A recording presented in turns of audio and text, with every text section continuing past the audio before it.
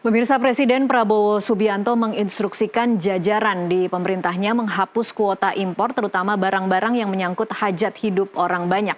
Presiden menegaskan penghapusan kuota impor dimaksudkan untuk memberi kemudahan pelaku usaha juga sebagai upaya untuk merampingkan birokrasi di pemerintahannya. Pernyataan Presiden Prabowo ini disampaikan dalam forum Sarasehan Ekonomi yang digelar pemerintah sebagai ruang strategis untuk merespon dinamika ekonomi global termasuk kebijakan tarif impor Presiden Trump. Untuk membahas sikap pemerintah soal keran impor, sudah bersama kami bergabung melalui sambungan Zoom ekonom Universitas Indonesia Teguh Rifki. Selamat malam Mas Rifki. Malam Mbak Tasya, apa kabar? Baik, terima kasih sudah bergabung bersama kami di NTV Prime. Mas Rifki, ini karena durasi dialog kita hanya 30 menit, saya akan langsung ke intinya. Menurut Anda, menawarkan untuk meningkatkan volume impor dari Amerika Serikat sebagai upeti, pilihan bijakkah ini? Iya, jadi kalau kita lihat memang kondisinya bahkan sebelum adanya tarif yang diterapkan oleh Donald Trump, itu memang hambatan impor kita cukup tinggi gitu. Jadi dari pemerintah kemudian menggunakan ini sebagai instrumen untuk kemudian mendapatkan term yang lebih favorable, saya rasa merupakan strategi yang cukup baik gitu. Karena tanpa adanya ini sebetulnya kita juga tidak terlalu produktif dengan hambatan impor yang tinggi. Jadi memang mungkin ini terkesan sebagai posisi tawar, tapi memang sebetulnya tanpa adanya tekanan dari Trump pun ini adalah hambatan-hambatan impor yang sebelumnya juga cukup menghambat perkembangan industri domestik. Jadi dengan membuka hambatan ini lalu kemudian impor dari US dan negara lain misalnya meningkat, ini sebetulnya adalah kondisi yang cukup favorable untuk keseluruhan industri Indonesia. Ini tidak kontradiktif ya Mas Rifki dengan pernyataan Presiden yang mengatakan bahwa kemandirian ekonomi akan menjadi kunci daya tahan Indonesia dalam menghadapi goncangan global pasca penerapan tarif impor baru dari Amerika Serikat? Oke, memang kita berada dalam situasi global yang sangat terintegrasi secara value chain. Artinya banyak produk-produk atau komponen-komponen dari suatu produk itu mengandung komponen impor, lalu kemudian dirakit di negara lain, di packaging di negara lain, dan seterusnya. Nah, ini global value chain. Jadi kalau kita lihat memang kemandirian ekonomi yang perlu dibangun di periode sekarang atau di masa-masa sekarang bukanlah dengan kebijakan-kebijakan proteksionisme seperti kemudian tarif, TKDN, dan lain-lain, tapi memang untuk mendorong kemandirian industri, kemandirian ekonomi ini adalah dengan cara peningkatan produktivitas, lalu peningkatan daya saing, bukan kemudian dengan penerapan barrier perdagangan yang lebih tinggi. Jadi ini memang dua-duanya betul perlu bahwa kita perlu kemandirian ekonomi, tapi memang bukan dicapai dengan hambatan-hambatan perdagangan yang sebelumnya memang cukup besar di Indonesia. Oke, Mas Rifki, kalau kemudian ada anggapan bahwa kan saat ini industri kita sedang jatuh, PHK besar-besaran sedang melanda di Indonesia, konsumsi kita juga lesu, investor kita kabur, ekspor kita lemah, lalu ketika impor kemudian dibiarkan atau dibuka secara liar, bukankah ini kemudian menjadi rumus menuju krisis?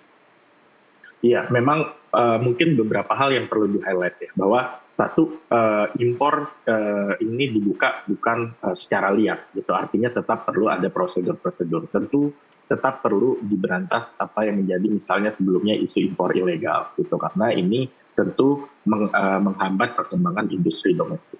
Tapi di sisi lain juga banyak industri domestik yang lagi-lagi bergantung pada bahan baku impor. Karena nggak semuanya bisa kita produksi di dalam negeri. Misalnya contoh, kalau kita mau memproduksi katakanlah produk-produk elektronik misalnya, kita ini bukan produsen chip. Dan hanya sedikit sekali negara di dunia yang memproduksi chip. Jadi artinya kita tetap butuh produk-produk impor untuk kemudian meningkatkan produktivitas produsen domestik. Gitu. Jadi bukan kemudian kalau impor masuk menjadi persaingan terhadap industri domestik, bahkan banyak sekali industri domestik yang membutuhkan bahan baku impor gitu untuk mereka bisa produksi, melakukan ekspor dan seterusnya. Jadi ini juga dari sisi produsen sebetulnya memiliki keuntungan dalam melakukan impor. Lalu kemudian dari sisi konsumen ini juga akan dihadapkan dengan opsi yang lebih banyak. Jadi kalau kemudian ada produk-produk yang tadinya tidak diproduksi domestik, dengan membolehkan impor atau impor dipermudah, maka konsumen juga memiliki banyak opsi atau tambahan opsi dalam konsumsinya.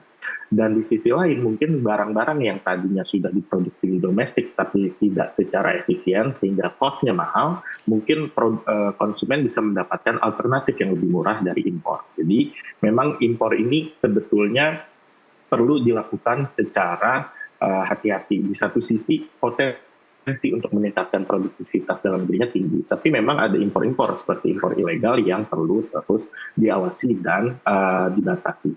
Baik.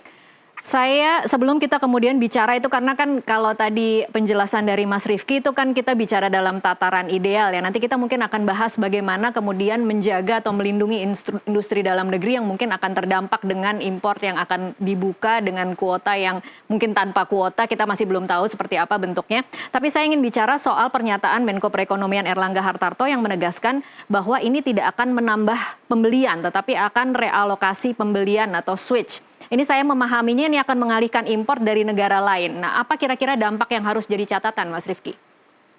Oke, memang kalau kita melihat dari baik dari sisi US maupun dari sisi negara-negara lain, tentu kemudian saat mereka melakukan penerapan tarif, maka akan demand dari domestik US kan nggak hilang. Artinya kalau tadinya konsumen di US itu membutuhkan minyak goreng atau minyak kelapa sawit, kan ini nggak kemudian diterapkan tarif, mereka bisa produksi sendiri. Mereka bukan negara yang bisa menghasilkan palm oil misalnya.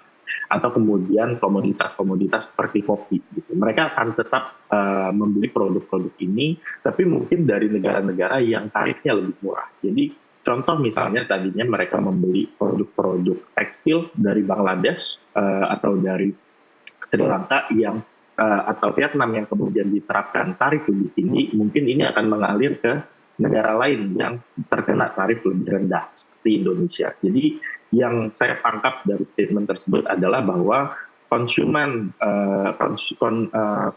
demand di US ini nggak berubah gitu, tapi memang akan terjadi relokasi. Nah, ini memang tinggal bagaimana setiap negara memanfaatkan peluang ini gitu, agar kemudian bisa menyerap berbagai relokasi dari konsumen atau bahkan produsen produk akhir di US termasuk dari Indonesia.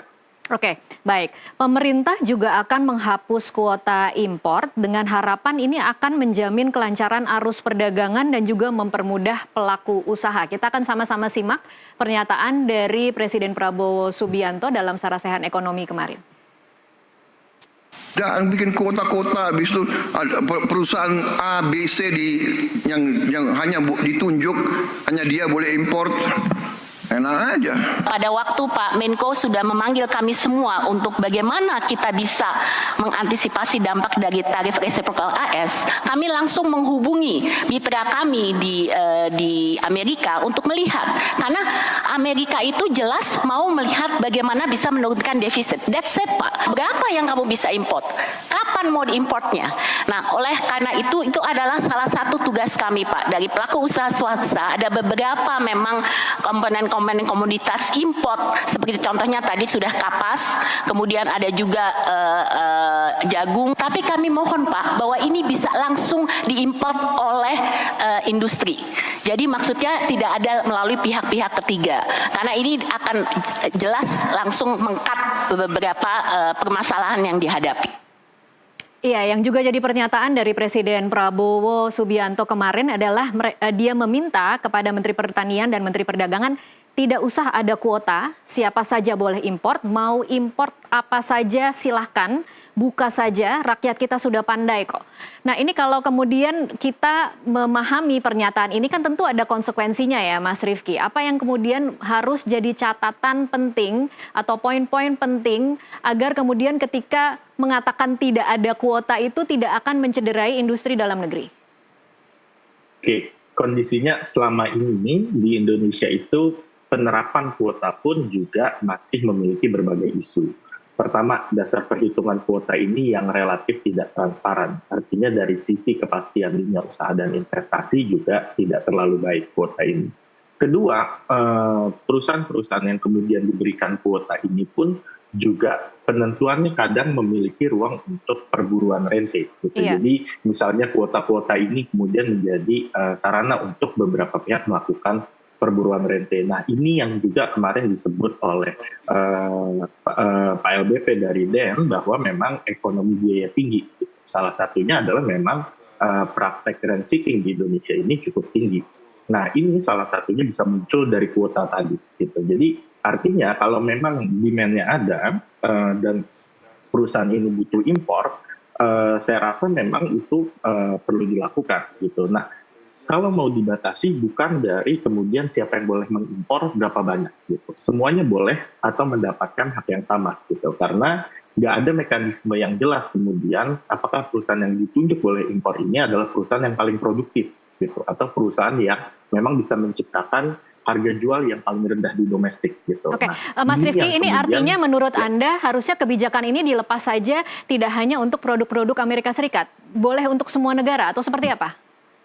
Iya betul. Jadi memang kuota ini bukanlah kebijakan yang sebetulnya di berbagai negara ini cukup populer dilakukan. Artinya dalam melindungi industri, kita bisa menentukan kuota katakanlah untuk produk-produk yang misalnya mencemari lingkungan atau kemudian berdampak buruk gitu. Tapi kemudian kalau ini produk yang dikatakan bisa dikonsumsi secara luas, lalu kemudian menjadi bahan baku untuk industri domestik, memang ini justru menghambat perkembangan industri domestik atau konsumen yang membutuhkan barang-barang tersebut gitu. Dan seringkali praktiknya di lapangan adalah kuota ini juga justru menimbulkan insentif untuk berkembangnya black market gitu. Tanpa adanya kapasitas pengawasan yang cukup kuat, apalagi kita bordernya sangat banyak, justru kuota ini relatif kontraproduktif. Oke, kalau saat ini saja pelaksanaannya sudah banyak celah, bagaimana kita bisa optimis dan yakin dengan kebijakan baru ini tidak akan semakin ugal-ugalan, Mas Rifki? Kalau tidak ada kuota kan berarti artinya tidak ada ruang untuk perburuan rente, gitu. Siapapun bisa langsung mengimpor. Gitu. Jadi tidak perlu pengawasan dari sisi kuota, gitu. Tapi yang perlu diawasi adalah dari sisi kualitas, dari sisi standar, dan memang ini melalui prosedur kepabeanan yang sudah sesuai. Oke, baik. Kita masih akan lanjutkan di segmen selanjutnya. Pemirsa tetaplah bersama NTV Prime. Kami akan kembali usai jeda. Pemirsa, terima kasih Anda masih terus menyaksikan NTV Prime. Saya masih bersama dan bergabung melalui sambungan Zoom bersama Teguh Rifki, ekonom dari Universitas Indonesia. Mas Rifki, Menteri Keuangan Sri Mulyani Indrawati mengatakan akan ada kebijakan perpajakan atas PPh import dari semula 2,5%, kemudian turun jadi 0,5%, dan ada penyesuaian tarif untuk produk impor Amerika Serikat dari semula 5-10% akan turun 0-5%. Menurut Anda signifikankah hitungan-hitungan ini agar kemudian bisa menghasilkan hasil yang diharapkan? Ya, kalau kita bicara hasil yang diharapkan ini adalah untuk meningkatkan arus perdagangan, tidak hanya dari US ke Indonesia maupun Indonesia ke US, memang ini dampaknya tidak sebesar kalau kita kemudian menghilangkan berbagai hambatan perdagangan non-tarif. Kalau kita lihat di berbagai perjanjian perdagangan, sebetulnya tarif Indonesia untuk produk impor itu sudah cukup rendah. Ini berdasarkan tarif, tapi kemudian kita banyak hambatan lain, seperti kemudian TKDN, kuota impor, lalu berbagai macam dokumen kelengkapan impor, misalnya lalu standar yang sebetulnya nggak banyak negara lain yang menerapkan. Gitu. Jadi itu sebetulnya hambatan yang lebih urgent kalau kita bicara mau meningkatkan hambatan perdagangan. Tapi memang kalau menurut Anda berarti semua aturan-aturan itu harus dihapuskan saja atau bagaimana, Mas Rifki? Tergantung, ada beberapa aturan ini yang memang secara prosedural perlu, seperti misalnya standarisasi atau kemudian memenuhi sertifikasi tertentu, gitu. Karena kita perlu memastikan bahwa produk-produk yang masuk ke Indonesia ini juga memiliki kualitas yang sesuai dengan standar. Nah, tapi kalau kemudian kebijakan-kebijakan lain, misalnya seperti kuota impor atau TKDN, memang ini cenderung kontraproduktif. Gitu. Jadi memang ini adalah kebijakan-kebijakan yang perlu dikaji ulang. Apakah kemudian kebijakan ini mempengaruhi industri secara keseluruhan atau justru beberapa industri malah membutuhkan produk-produk impor untuk mereka bisa berkembang dan menciptakan lebih banyak produk domestik. nggak serta-merta dihapus semua, tapi yang penting adalah untuk kemudian dikaji ulang karena berbagai kebijakan ini sudah berjalan cukup lama. Kita belum melihat dampak signifikan misalnya, karena kalau kemudian basisnya adalah katakanlah TKDN untuk mendorong pertumbuhan industri domestik, kita melihat belakangan justru malah terjadi deindustrialisasi di dalam negeri gitu. Nah, apakah ini kemudian berdampak positif atau justru malah berkontribusi terhadap deindustrialisasi tersebut. Jadi ini merupakan momentum yang tepat untuk kemudian mereassess berbagai hambatan impor tadi. Oke, karena kita juga tidak mau ya Indonesia menjadi negara tujuan produksi buangan dari negara-negara lain ya Mas Rifki? Sebetulnya kalau kita bicara buangan sebetulnya enggak gitu. That's exactly logikanya Trump gitu. Okay. Trump menerapkan tarif setinggi itu dengan berpikir bahwa mereka nggak mau jadi negara yang menjadi buangan produk lain. Yeah. Padahal bukan seperti itu logiknya. Logiknya adalah negara yang menciptakan produk A akan berdagang dengan negara lain yang menciptakan produk B. By default, US menjadi perekonomian terbesar di dunia tentu akan memiliki defisit yang paling besar gitu, karena harusnya size of ekonominya ini akan membeli paling banyak dari seluruh dunia. Tentu akan mudah misalnya dari sebuah perspektif negara kecil kalau mereka mau melakukan surplus, karena mereka akan dibeli oleh negara yang lebih besar.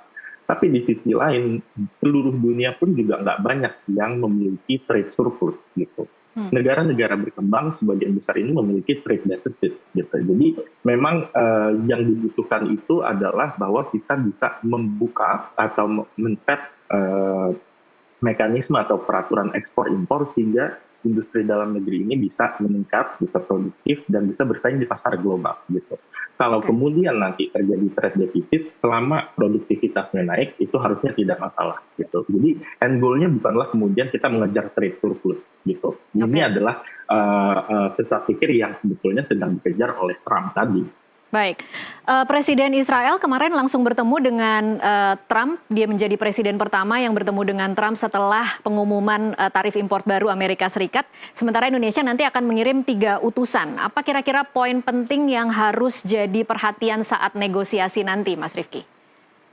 Pertama, yang perlu diperhatikan adalah bagaimana kemudian Indonesia bisa melakukan negosiasi yang beneficial juga untuk Indonesia. Dalam arti, kalau kita bicara terkait relaksasi dari aturan perdagangan, apakah kemudian ini yang direlaksasi itu aturan-aturan yang memang selama ini menjadi isu terhadap perdagangan Indonesia dan iklim investasi. Contoh tadi seperti kuota, memang itu menjadi isu untuk iklim investasi karena sangat rawan untuk terjadi aktivitas rent seeking gitu. Dan ini juga kita perlu arahkan diskusinya atau dialognya dengan US ke arah yang bagaimana kemudian kita bisa menciptakan kondisi agar Indonesia itu lebih investment friendly gitu. Kita juga mau bahwa kemudian setelah kita melakukan relaksasi akan banyak tidak hanya dari sisi perdagangan tapi investasi yang masuk ke Indonesia yang selama ini seringkali terhambat. Kita tahu misalnya paling tidak setahun 2 tahun kebelakangan banyak sekali CEO top global companies yang datang ke Indonesia seperti Microsoft, Apple, Tesla, tapi kemudian tidak melakukan investasi gitu. Nah itu yang kita perlu dengarkan, apa yang menjadi hambatan, dan itu yang kemudian perlu kita relaksasi. Oke, baik. Sebelum kita lanjutkan, kita akan sama-sama simak pernyataan dari Presiden Amerika Serikat Donald Trump.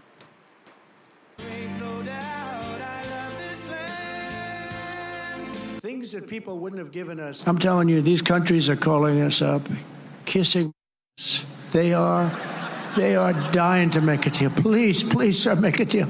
I'll do anything, sir. Iya, itu semacam sindiran dari Donald Trump tentang negara-negara yang mencoba bernegosiasi dengan Amerika Serikat setelah pengumuman tarif impor baru dari Amerika Serikat. Mas Rifki, ini kalau kita mencoba mengamati strategi negara lain. Kalau kita lihat kan Cina melawan, kemudian Uni Eropa sambil bernegosiasi juga membalas tarif 25% untuk beberapa produk impor Amerika Serikat per 16 Mei 2025. Kalau menurut Anda, apa pilihan lain dari Indonesia? Memang kita melihat sekarang adalah kondisi yang mendorong berbagai negara di dunia ini untuk kembali memikirkan strategi perdagangan dan investasinya gitu. Memang Pertama yang perlu di-highlight kembali adalah ini kebijakan yang merugikan semua pihak, termasuk US itu sendiri. Tapi di sisi lain juga ini membuka opsi untuk kita mengakselerasi negosiasi dan penjajakan perdagangan dengan mitra-mitra dagang lainnya. Seperti misalnya dengan Uni Eropa, lalu penguatan volume perdagangan dengan ASEAN, atau bahkan dengan negara-negara sekalipun Amerika Selatan dan negara-negara di Afrika. Jadi ini juga kita perlu membuka opsi agar mengconsider worst case scenario. Kalau memang kemudian Trump move forward dengan rencana ini, bagaimana kita merekonfigurasi arus perdagangan kita, bagaimana kita bisa mengakses pasar-pasar baru yang sebelumnya mungkin sangat rely on US. Jadi ini adalah hal-hal yang memang perlu dikonsiderasi dalam pengembangan tarif dan strategi perdagangan ke depannya. Baik. Terakhir Mas Rifki, optimiskah Anda pemerintahan kita saat ini tahu bagaimana menavigasi kebijakan untuk menghadapi krisis global yang akan mungkin baru saja dimulai saat ini? Dari yang disampaikan kemarin oleh Presiden Prabowo dan jajarannya dalam sarasan ekonomi, mereka sudah mengadres beberapa poin yang cukup krusial. Menurunkan hambatan perdagangan yang unnecessary, mengadres terkait isu ekonomi biaya tinggi, dan juga menjajaki pola perdagangan dan negosiasi dengan mitra-mitra dagang lain. Tentu ini memang kita belum melihat langkah strategisnya, tapi kalau kemudian mereka stick dengan pandangan-pandangan ini, saya rasa kita bisa menghadapi apa yang akan dilakukan Donald Trump dan tarifnya ke depannya. Tapi tentu biasanya ini apa yang disampaikan pemerintah bisa jadi berbeda dengan nanti implementasi. Jadi yang perlu diperhatikan adalah bagaimana implementasinya tetap bisa menyasar poin-poin yang kemarin sudah di-mention dalam sarasan ekonomi. Tetap harus dikawal ya berarti Mas Rifki? Betul. Baik, terima kasih Mas Rifki untuk waktunya bersama kami di NTV Prime. Terima kasih.